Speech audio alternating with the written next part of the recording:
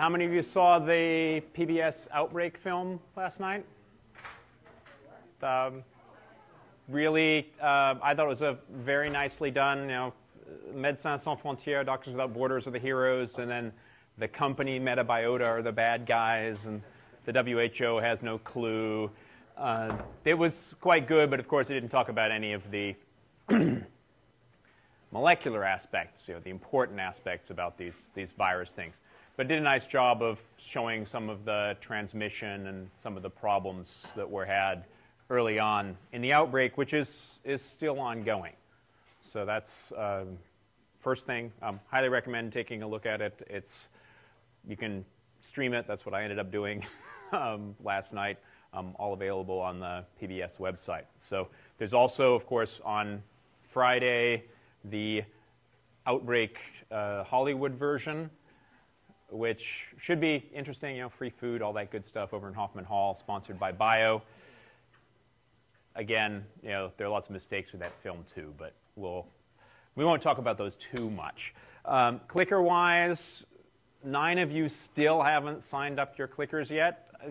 This is for you. It's not for me. If I get to the end of the term and your clicker is not connected with your name, then you end up with 0. So it's in your best interest to do that. Most of the rest of you should have scores. There are at least a couple of days that I know have problems. I will be taking care of those later. So don't send me emails about, well, I got all of them right on this day, and I don't have all the points for it. I'm not going to read those emails. I'm going to delete them.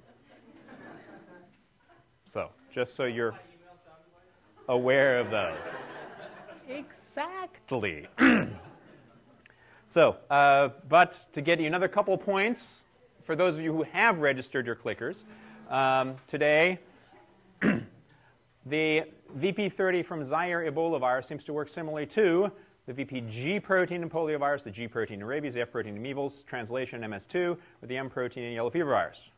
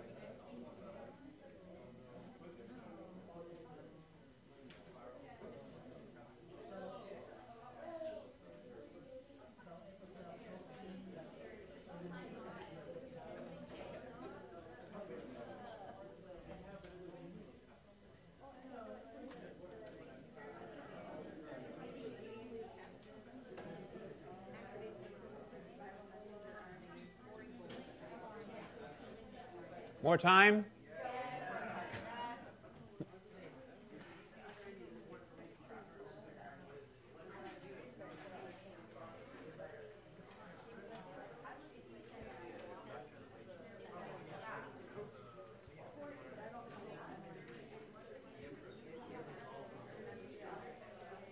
I give you a 2.5, okay? Does that work?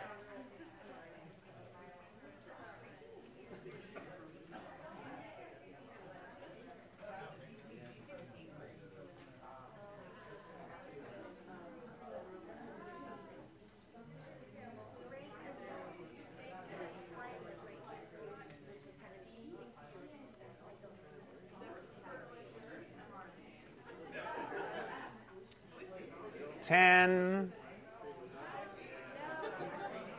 5,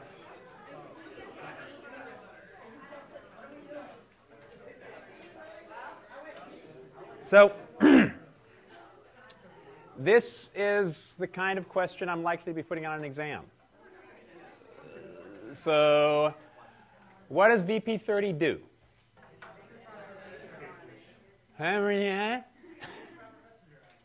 It makes translatable messenger RNA, right? Okay, so how does it do that? It messes with secondary structure in RNA, right? So, which of these things do that? Great question. Yes. So, VPG, what does that do? We're having an exam pretty soon, and that's going to be on there. What's VPG? VPG is the primer. It sticks at the end of the poliovirus genome, protein-primed replication. G protein and rabies.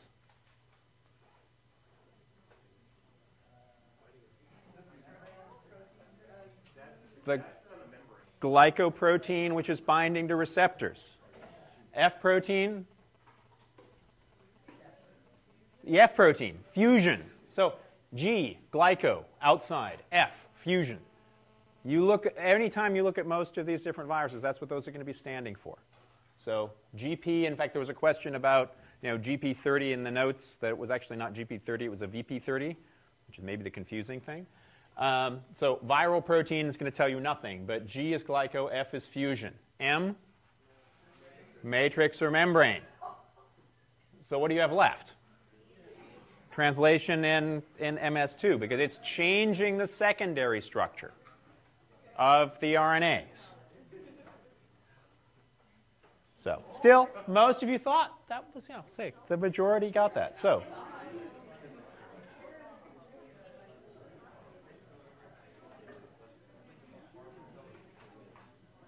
hopefully this next one is a little bit more straightforward. Yes? Good.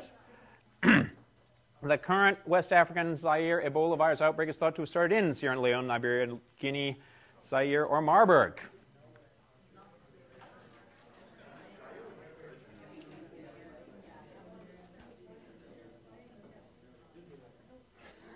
Exactly.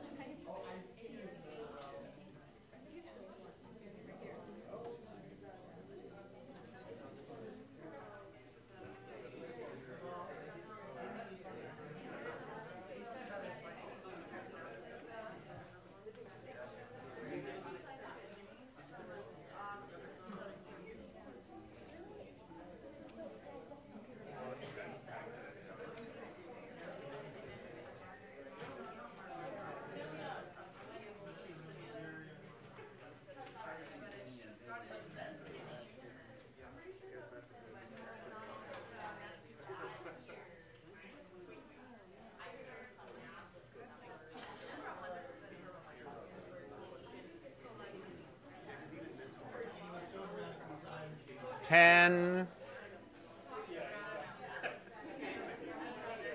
5,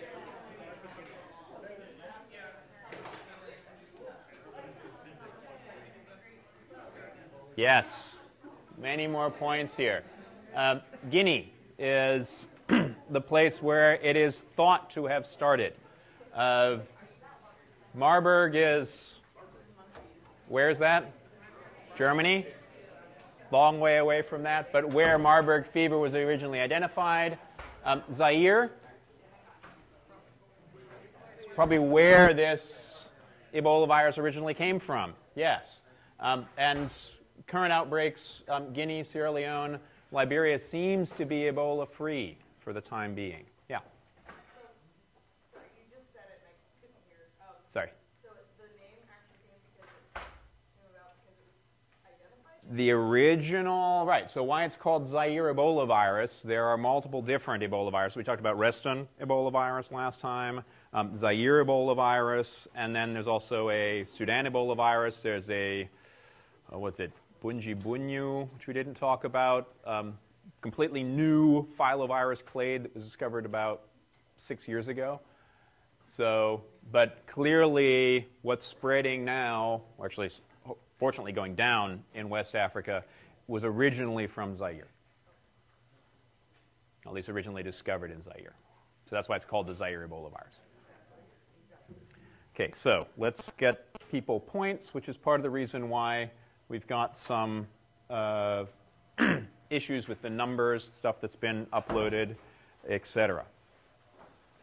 Okay, then I did want to show you, since most of you didn't apparently watch last night the Outbreak film, this little piece on Marburg, which was put together by the CDC, as in fact why I got asked to be on part of their TV program.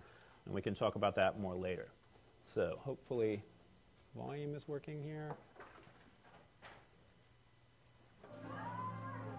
A 37-year-old father of two is dead. No one knows who will be next.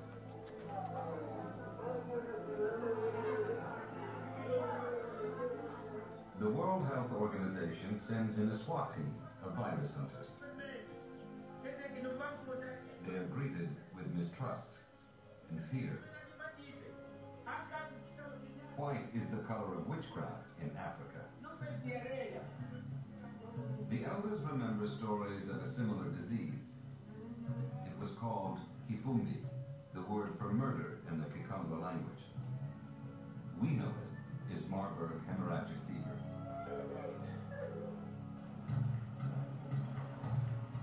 Stephen Jones rushed here from Canada as part of the Global Outbreak Alert and Response Network. Okay, I'm ready. Set up in 2000 by the United Nations World Health Organization, the team can be on the ground anywhere in the world 24 hours after a virus strikes. Jones is a busy man. This virus is just brutal. I mean, people were coming in, they were reporting that they were sick. One day they were coming into the isolation ward and within 2 hours they would be dead. The progression of this virus is extremely rapid. It's incredibly dangerous. Marburg is spread by contact with bodily fluids. And this is the second time in 6 years it has launched a large-scale attack in Africa. Virus attack. On a long list of predatory viruses that have plagued the Predatory viruses. since the eradication of smallpox in 1980.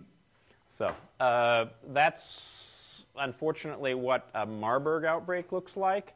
This is minuscule. I think this particular outbreak was about 50 people, as opposed to the over 20,000, probably 25,000 plus, because those are the reported cases in West Africa of Zaire Ebola. So quite a big difference there. And yeah, again, I think the outbreak film on PBS is really quite well done and gets into a lot of that as well. So everyone take a big deep breath. Today we're going to talk about a virus which kills way more people than Ebola in this last outbreak in the US every year. And how many people think about it? How many of you got your flu shots? Good.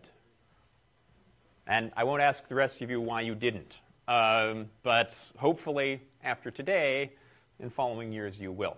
So orthomyxoviruses, again, no one thinks about orthomyxoviruses. They always think about flu. But in a general case, there are a few of these, and they're mostly the influenza viruses. They're negative strand RNA viruses, like we've been talking about for the last couple of lectures.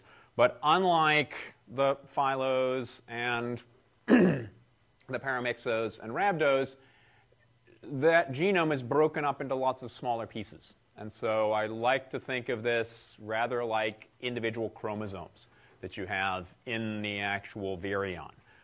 And partly because of that is why every year we have to get a new vaccine, and also why there's a lot of trouble with the pandemic influenzas as well. It's because these chromosomes can kind of be mixed and matched. And hopefully I don't beat this over the head far too much here. Some of the key concepts as far as the replication of these viruses is concerned. A, as I mentioned before, segmented genome. We've already talked about the hemagglutinin. This is the receptor binding protein on the outside that gets cleaved. Nice conformational change. We talked really briefly about the neuraminidase when we talked about entry. This is an enzyme that's present on the outside of the cell, probably mostly important for releasing virions once they're being produced. The main reason that people are excited about it is because it's one of the few things that we can treat with a drug that works reasonably well. Matrix protein, there's an ion channel. This used to be the main sort of focus of viral treatment, anti-influenza treatment. Unfortunately, almost all of the circulating influenza viruses now are resistant to all of these different drugs. There's an ion channel that's present in the viral membrane. This is the M2 protein. And what happens is there's not just a conformational change in the endosome when it comes in, but there's also a change in the pH on the inside of the virion, which leads to conformational changes that release each of those individual segments. So again, we'll look at this and we'll do disease at the end. This is one of my favorite electron micrographs ever because it shows the individual genome or chromosome segments here inside one of these influenza particles. This is just, at least to me, really kind of mind-blowing that you can see the chromosomes in a virus inside one of these particular virions. Again, enveloped, hard to see here, but if you average all of these structures together, it turns out that they're all really pretty helical as well. So helical nucleocapsid on the inside. So again, we'll look at the structure, binding and entry. Main sort of molecular things of interest here with these orthomyxoviruses: messenger RNA production and replication, mostly having to do with that segmented genome and how you go between the replication and the messenger RNA production. Turns out that these also have an interesting aspect as far as how they get their messenger RNAs, and particularly their caps. A little bit about release, and then if we get to it, we'll talk about disease. Why do we care? Yes, it's influenza. A, B, and C, 3 different types. C doesn't cause very much disease. B is nowhere near as bad as A. But the main take-home message, at least from this, is that most common colds aren't flu. Flu is much, much, much nastier. So yeah, that was unlikely to be flu. So what do these guys look like? Again, they're enveloped viruses. They bud from the plasma membrane. This is a picture of a cell with individual virions budding from it. You'll notice lots of these are elongated. So the actual virions are pretty pleomorphic. So they've got lots of different structures. In that virion, you've got 6 to 8 helical nucleocapsid. That depends on if you're A, B, or C. A always has 8. And 6 is true for C. And again, some of these are filamentous. A lot easier, of course, to look at this in our cartoon form. 10 proteins that are encoded by these orthomyxovirus genomes, 9 of which are in the virion. So just like we talked about for the filoviruses and also for paramyxo and rhabdos, most of the proteins that are being produced are actually in the virion. Why is that? What about negative strands? You have to have your polymerase. Everything's got to come along for the ride. So these are pretty complex virions. On the outside, moving in, hemagglutinin, HA. Again, this is the receptor binding protein that undergoes conformational changes. The neuraminidase, basically what the neuraminidase does is it chops off the receptor from the outside of the cell. And so the receptor here for hemagglutinin is what?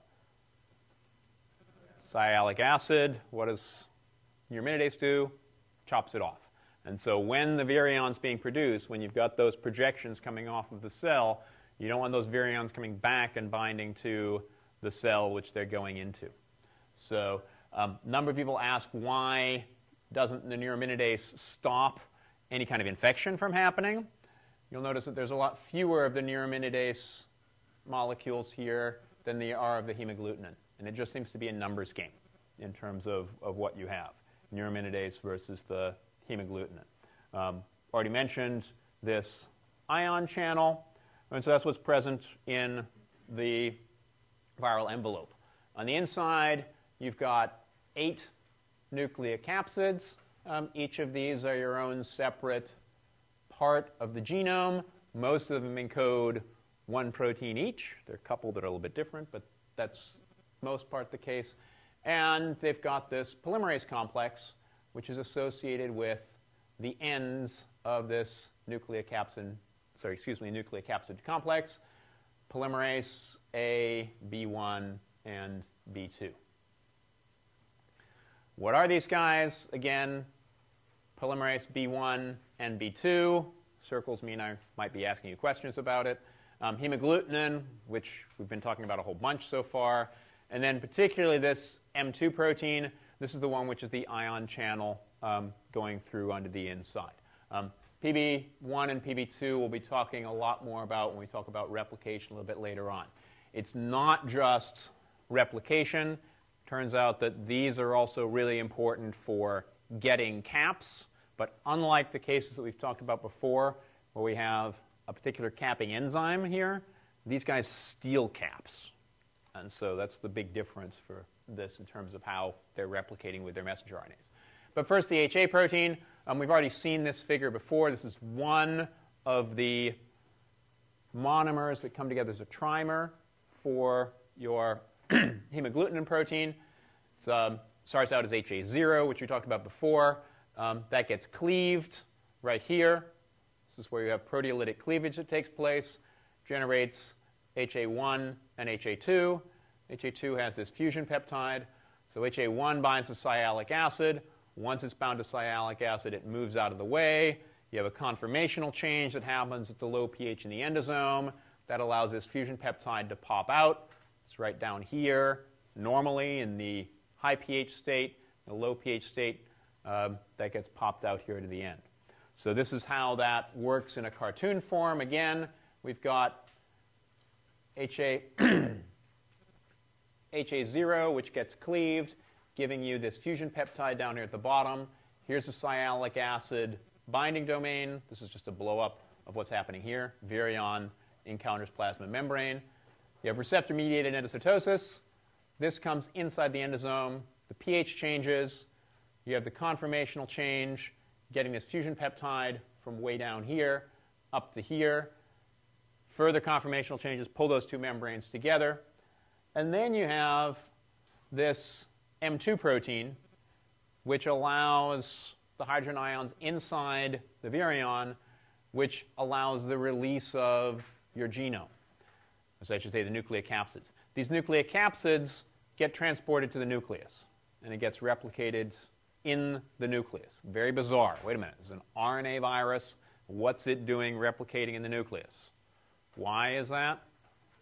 Because that's where the caps are. So again, this is just review.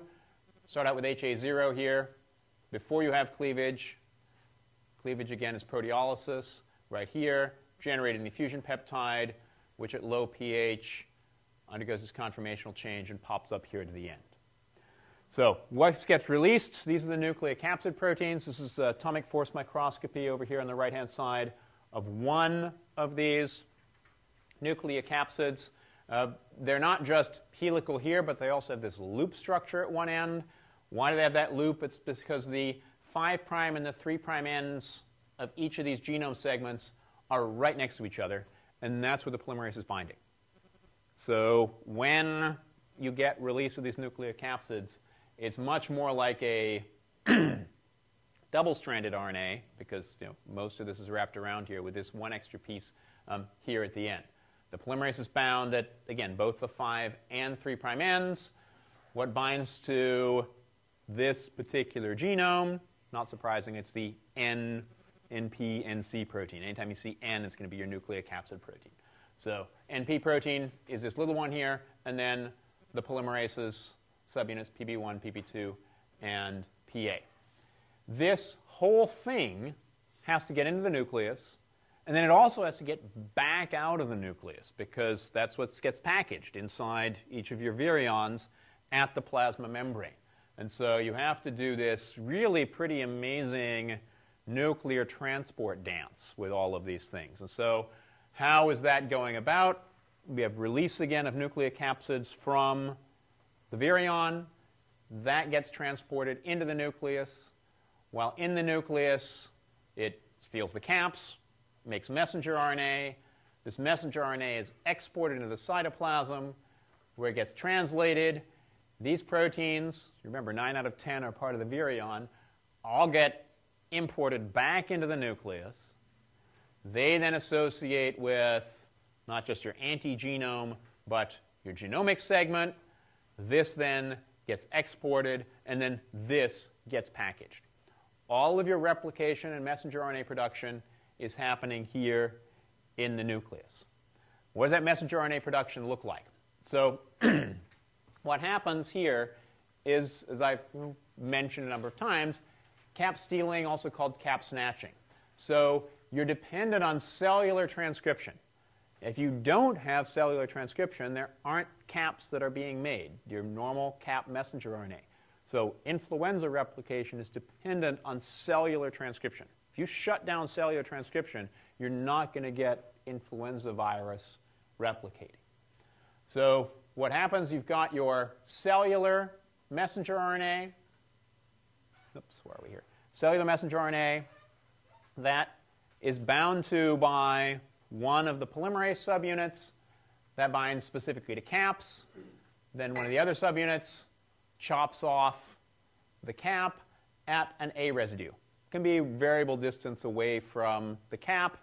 Doesn't seem to really matter. But what's important is your viral genomic RNAs, and all of these individual segments have a U at their 3' end. So that U is going to base pair with the A. Now your viral polymerase can replicate its way down this negative strand RNA, gets to a stretch of U's. What happens at stretches of U's? You stutter. You end up getting lots of A residues at the end, and that gives you your messenger RNA. So cellular cap, so cellular translation, which is what happens here, and poly-A tail generated by stuttering in the process. I mentioned that most of those genome segments get one open reading frame made from them. 2 of them have different splicings. So some splice, some don't splice completely. So this is how you make your messenger RNAs. How do you make the genome? Well, it's just like what you do with paramyxos and filoviruses. It's all about NP and the concentration of this nucleocapsid protein.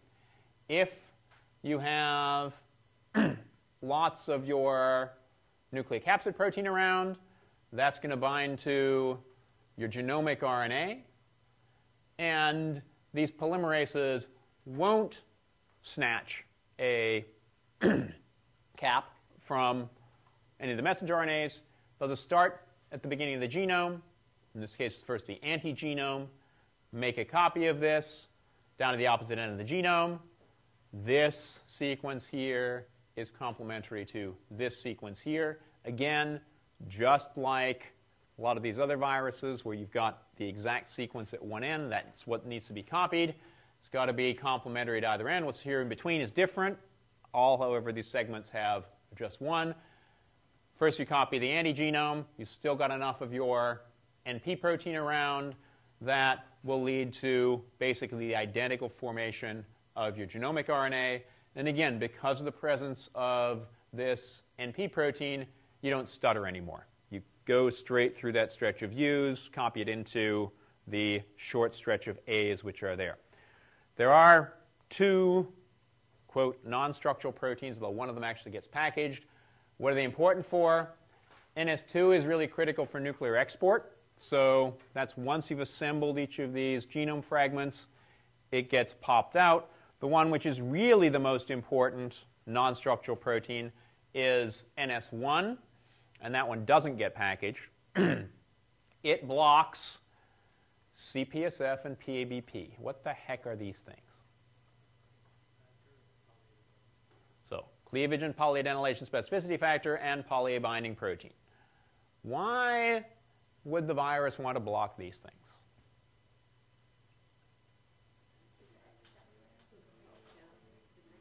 So this is all about cellular transcription. So cleavage and polyadenylation specificity factor does what? Cuts messenger RNAs where you're going to put poly A tails on them. If you don't have that there, what happens to your messenger RNA? It either get degraded, but where is it getting degraded? Where is it being made? In the nucleus. So if you don't have cleavage, you don't have poly A tails that form, you don't make a complete messenger RNA that's going to get transported out. So if you block this activity, you're going to be accumulating these messenger RNAs with caps, yummy caps, in the nucleus. So those caps can be used for all of your replication, or I should say the messenger RNA production for the viral messenger RNAs. And you leave more and more of these capped but not tailed and processed RNAs, messenger RNAs, in the nucleus. The other thing that NS1 does is it blocks protein kinase R, which we haven't really talked too much about. This is a sensing mechanism. It's also called innate immunity for cells. All cells have this, and it's a way that the cell says, hey, we've got something wrong that's going on here. Normally, cells don't have double-stranded RNA in them. If they do, it's usually a really good indication that there's a RNA virus infection which is going on. Because if you think about it, if you've got a positive strand RNA, it's got to make that negative strand in order to be able to make more positive strands or to make more messenger RNA. Negative strand RNA virus, it's got to be making the messenger RNA. So anytime you've got an RNA virus that's replicating, it's going to be generating double-stranded RNA. And so this PKR protein recognizes that, and what kinases do, phosphorylate stuff, which leads to a nice cellular response. So those are our proteins. How do these get out? They bud at the plasma membrane. So each of these, again, I'll call them chromosomes. Here they're called ribonucleoprotein complexes. Again, I'll probably call them chromosomes. Each of these guys have been exported from the nucleus. They're all formed appropriately. Those then get targeted to the membrane.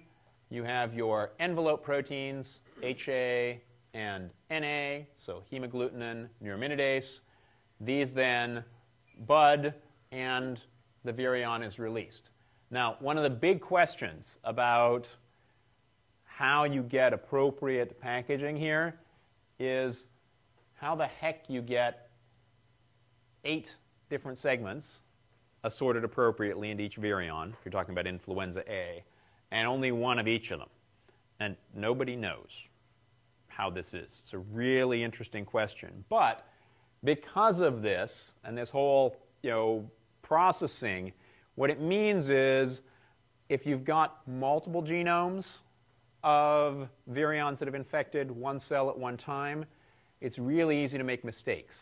So picking up one segment from one virus, another segment from a different virus, and that's one of the main reasons that we have to have influenza vaccines every year, and why we're very worried, and we being the scientific and public health community, about emergence of some really brand new viruses, because it's all about mixing and matching. It's different segments which are all mixing and matching with each other. One of the things that I forgot to mention earlier on, in the Flint textbook, which is on reserve in the library, right at the back, there are really nice appendices which have overviews of virus replication. And so this is the one for influenza virus. Here we have binding up at the top here, receptor-mediated endocytosis, release of each of these genomes, going into the nucleus, either making messenger RNA, making anti-genome to genome. These guys get exported. If you think about the hemagglutinin and neuraminidase, those get translated at the ER, go through the Golgi, end up at the membrane. Your other proteins, together with your nucleocapsid, end up here getting packaged and released. So do you have questions on sort of the molecular biology of flu? Yeah? So if it's random what gets packaged and creates the new strain of the flu virus, how do they know what vaccine to make? If it's like, is it just like a shot in the dark? So the question is, how do we know what vaccine to make? We'll get to that, assuming we eventually get there. I've got far too many slides today. But if we don't, when we got 5 minutes left, I'll talk more about that. But yeah, it's a great question. And in fact, that's one of the things that people are trying to figure out and get an idea how to sort of predict the next pandemic, which is so far impossible. But at least in terms of the vaccines, we have a pretty good way of doing that. And I'll give you a hint, it has to do with geometry. We'll get back there. So the rest of the time we're going to talk about disease, and I just think the best quote here is down at the bottom. If you really can't get out of bed, it's probably influenza. So if you're here, it's almost definitely not the flu. Yeah, lots of other kinds of things here. Again, these are the standard CDC flu symptoms. But again, if you're really sick, you're much more likely to have the flu. So what does flu look like in this year? This is, in fact, last week, right here. We're looking at all of the different number of positive specimens that have been sent to the CDC. There's really good surveillance in the US about all, at least suspected influenza. When you have a suspected influenza case, you'll send your sample to the CDC or some kind of centralized location. About 40% of those samples at the highest point were, in fact, influenza positive. Various different kinds. H1N1, H3, H2N2, and B. One thing you'll notice here is that B seems to be coming up much later this year. These are just the weeks. So started out week 40.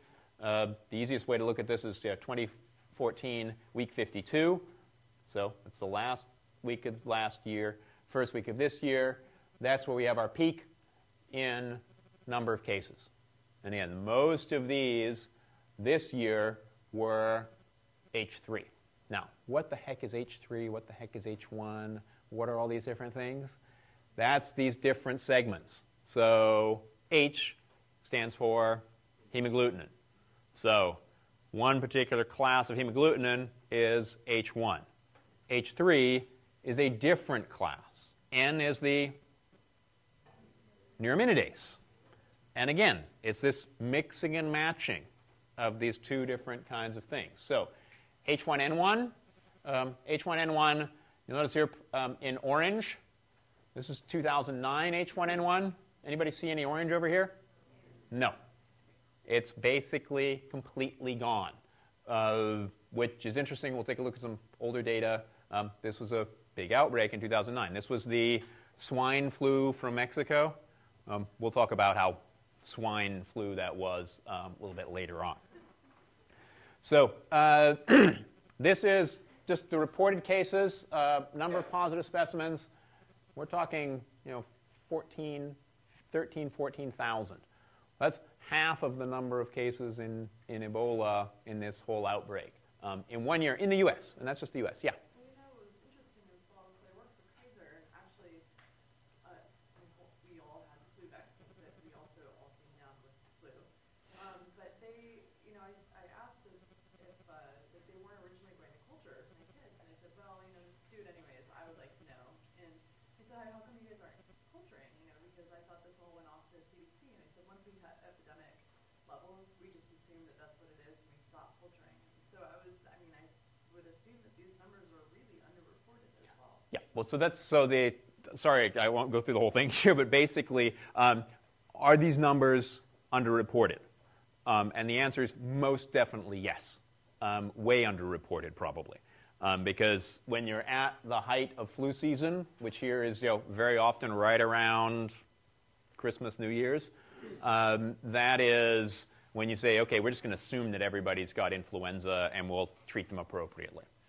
So yeah, these numbers are probably relatively low. There is a whole system, and we don't need to go into it, of how many samples you get from any particular place, how many of those are sent in. And you've got surveillance labs which are particularly doing that. But this is, of the numbers that were actually sent to the CDC. And that's definitely an underestimation. So that's just the positives. If we look at deaths, so this is deaths from influenza and pneumonia for 122 basically largest U.S. cities. It's about 10% when you've got epidemics. So 10% of deaths associated with influenza and pneumonia. This is huge. There are lots and lots and lots of people here. Yeah? At what point does something become epidemic? So what point does something become epidemic? So that's exactly what these black lines are. It is a really empirical kind of thing. It's not something we say, oh, this is an epidemic. It's not an epidemic. But if you look at sort of the averages on any given year, and it always goes up right at the end of the year, beginning of the next year, and you say if it goes beyond this, then we'll call it an epidemic. You'll notice pretty much every one of the last 3 years, this year was actually not counted as being an epidemic. Why? Turns out we guessed really well on the vaccine that year. Worked really well. These years a little less well. Turns out this year there were a lot of problems with the vaccine. Yeah? So is the black line is just like an average of the flu that's been reported over the last like 20 decades? Yeah, so it's sort of, they say, this is, now, these are pneumonia and influenza mortality. So whether it really is directly related to influenza, and we'll take a look at the data a little bit later on for this, almost all of the people who are dying here have some kind of underlying condition, with the exception of the kids that we'll get to in just a second. So this probably is, what you would see, again, in theory, in the absence of influenza. We've never had absence of influenza. But basically, it's sort of these peaks. You sort of assume this is going to be due to the influenza which is going on there. And so there's a certain amount of mortality that happens. So is the black just like general mortality, and then the red is specifically influenza? Like the black isn't based off of influenza? So the black is the basically the prediction of what you would expect in a normal year. Without influenza, again, it's always going to be a bit of an issue. But again, most years you're going to see a little bit of an outlier here. And the last 3 years, we've seen some pretty big outliers. It looks like the black is the standard deviation from normal influenza. Yeah, well, I think it's like 95% confidence intervals, et cetera. So that's why when you get a spike, it's an epidemic. Yeah. It's more than Right. It's definitely more than is expected at that point. So what, however, is to me much more concerning is number of pediatric deaths. And this is that year where we got a really good vaccine, very low numbers or relatively low numbers, 40.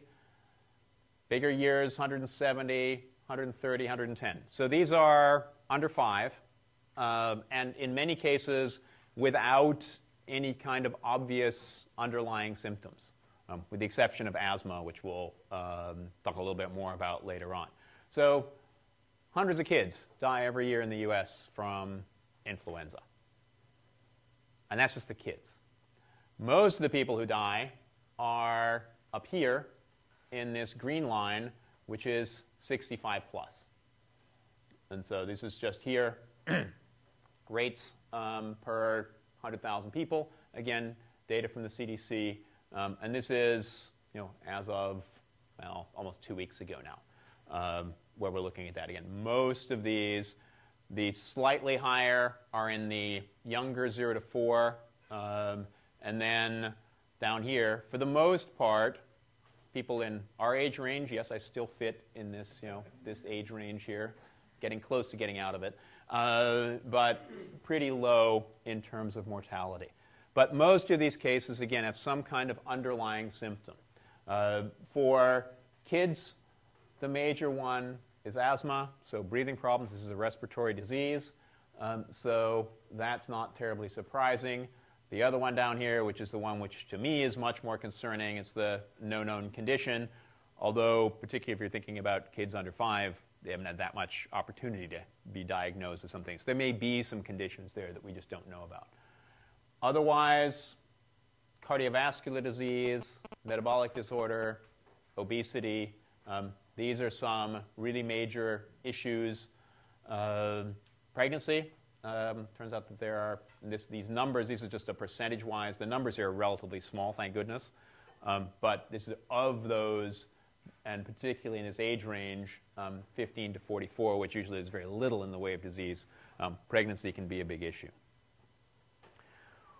What percentages of visits, talking about being a Kaiser, that you get because of these kinds of symptoms?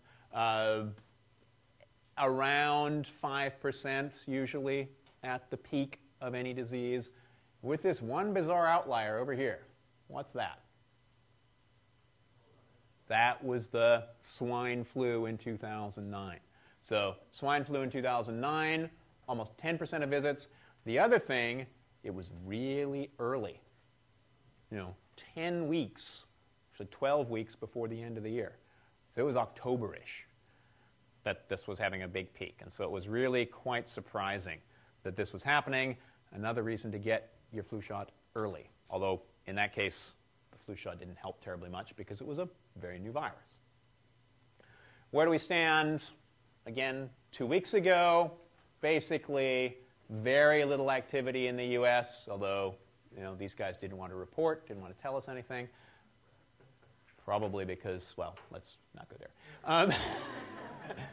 Whereas Puerto Rico still has a reasonable amount of what's circulating there. There's fabulous data at the CDC on flu every year, partly, again, because this does kill a lot of people in the U.S. And the reporting here, it's basically different amounts. Puerto Rico, and we've still got a little bit here, but basically not very much going on here. What do we see this year in Oregon? 81 influenza outbreaks, most of them, not surprisingly, in the main area of population here, 39 in Portland. Don't ask me exactly what constitutes an outbreak. I think it's multiple cases. Some of you may know better about this than me.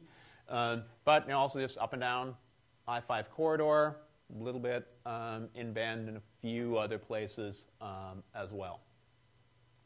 What do those numbers actually look like? Number of cases in the Portland metro area this year, most of them in the 55-plus age group, and most of them right around the middle of the year. So this is here. Flu is here. Pretty much every year, the data look a lot like this.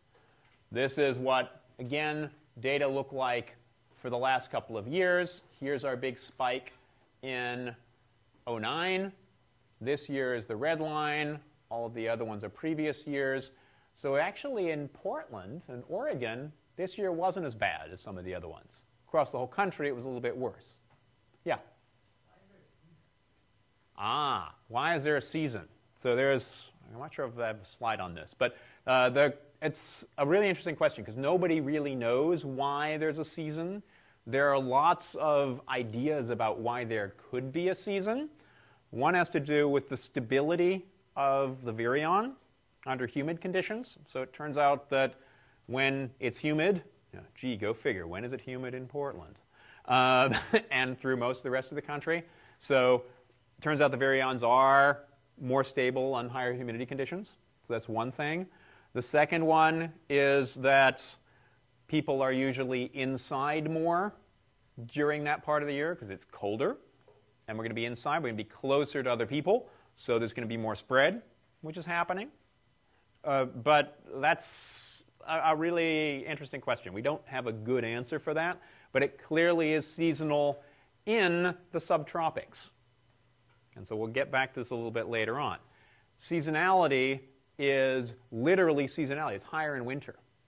If you go to the southern hemisphere, right around this time of year, you'll see this is completely inverted. So it's summer in the southern hemisphere versus summer in the northern hemisphere. And so that's also when you have these peaks.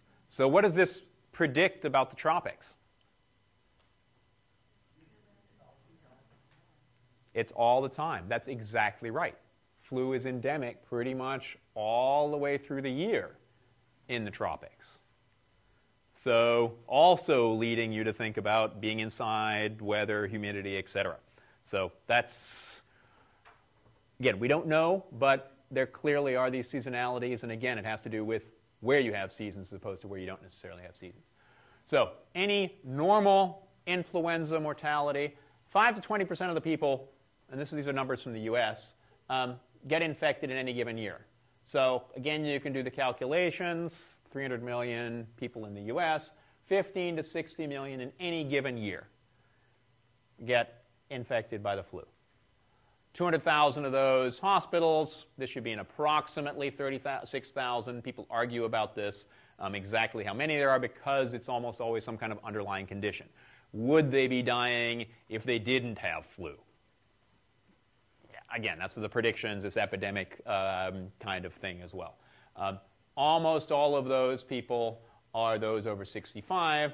If you think about worldwide, it's on the order of 1 million people every year, between 200,000 and 1 million. Again, these numbers are hard to get exact numbers for. So this particular virus is a real killer, way more than Marburg, Ebola, etc. Does it get the press? No. In fact, I get some of you may have been in the microbiology class last year when I gave my presentation about this. I showed the EM of Ebola virus. Everybody knew what it was. I showed the EM of flu. Nobody knew what it was. So this is, again, getting looking back at 2009, 2010.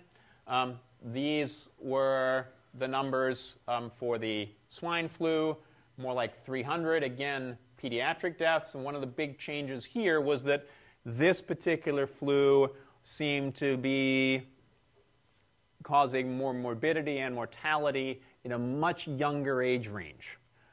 Quite why that is not entirely clear. Why is it called the swine flu? Well, because what had happened in this case was a reassortment. We had a mixing and matching of those different genomes. So 2 of those genome segments were clearly swine, i.e. pigs. 1 was clearly of an avian origin, and 5 were human. So what I would like to say is this is sort of the quarter swine flu. It wasn't really a complete swine flu. It was just a small part of it. Again, very early in the season, 90% of hospitalizations here were on people under 65, so as opposed to what we saw this year and in most years, and about 87% of the deaths. So instead of 98% being over 65, this time it was almost 90% under 65. Fortunately, neuraminidase inhibitors still work, and it's gone. It's really pretty amazing. You know, that 2009 H1N1 completely disappeared. So came, went. Was in the vaccine, but whether that's real. So this is the kind of thing that people are really worried about. You know, we'll have these kinds of reassortments. We'll have different segments coming together, recombining with each other, and coming back out. How do you get the flu?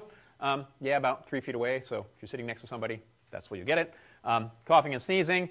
One of the big problems with flu is that it's infectious before getting symptoms. So unlike Ebola, when you're really, really sick before you can actually transmit, and in fact dead, no, really, really, really, really, really sick, here transmission can happen before you even know that you're infected. And so that's one of the major problems with influenza. And then even 7 days after getting sick. What do? Antiviral treatment works okay. It's not very good, and it lowers the symptoms a little bit. The main thing is to stay home, chicken soup. You know, that's really the best thing to do when you're feeling really sick like this. What do the antiviral drugs do? The earlier ones block this M2 protein, which is great, but unfortunately, all of the circulating viruses now are resistant to these particular drugs. The ones which, however, do work probably heard about Tamiflu, Relenza. These are the neuraminidase inhibitors. Introduced in 1999. Almost all, with a couple of exceptions, but almost all the circulating viruses that have been tested are susceptible to these drugs.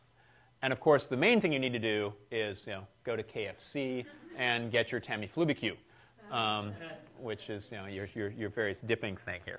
So yes, great, but the main thing you should do is vaccinate. So vaccines are started 1945. People argue about their effectivity. This is actually data in the back here. We're talking about seasonality. So 2 different hemispheres, purple and gray. So gray is up here, and purple is down under. So you can see, and then in the middle, the yellow is tropics. So really obvious kind of thing there. And this is great because the people down under tell us what kind of flu is likely to be up here, and vice versa. So how do you decide what flu vaccine to develop? Is you look at what's happening in the southern hemisphere and get that for the northern hemisphere. For the southern hemisphere, you look at what's happening in the northern hemisphere and get that for the southern hemisphere. So that's how that works. 2 different kinds of flu vaccine. We've got the attenuated, which is the whole passaging idea.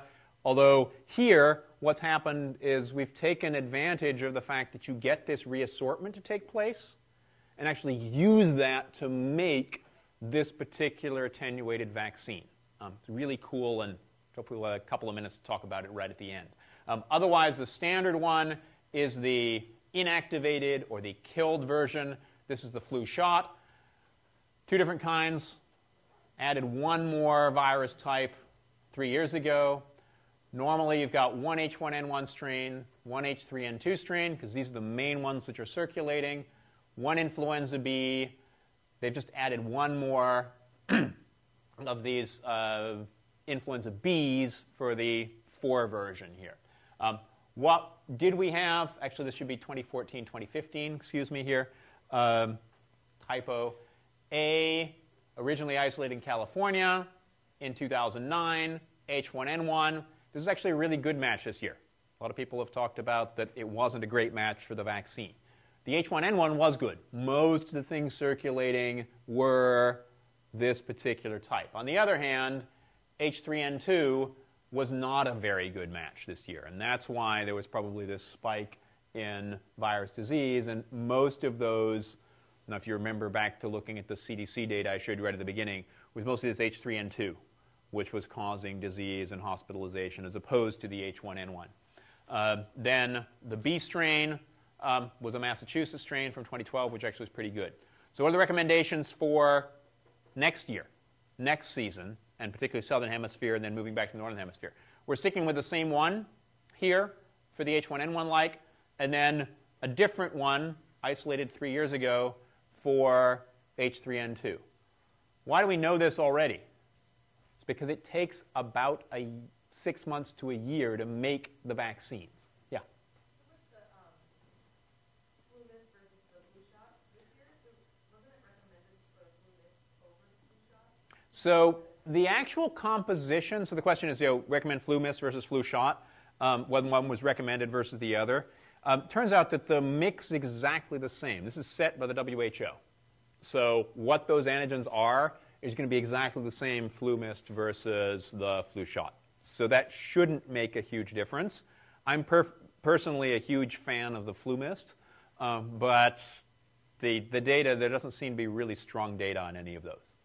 Yeah? Do you know which one the patch is going to be? Which one's the patch going to be? So they're all going to be these recommendations. So any influenza vaccine is going to be these until we get a universal influenza vaccine, which hopefully will work over multiple years and multiple types. People are still working very hard on that.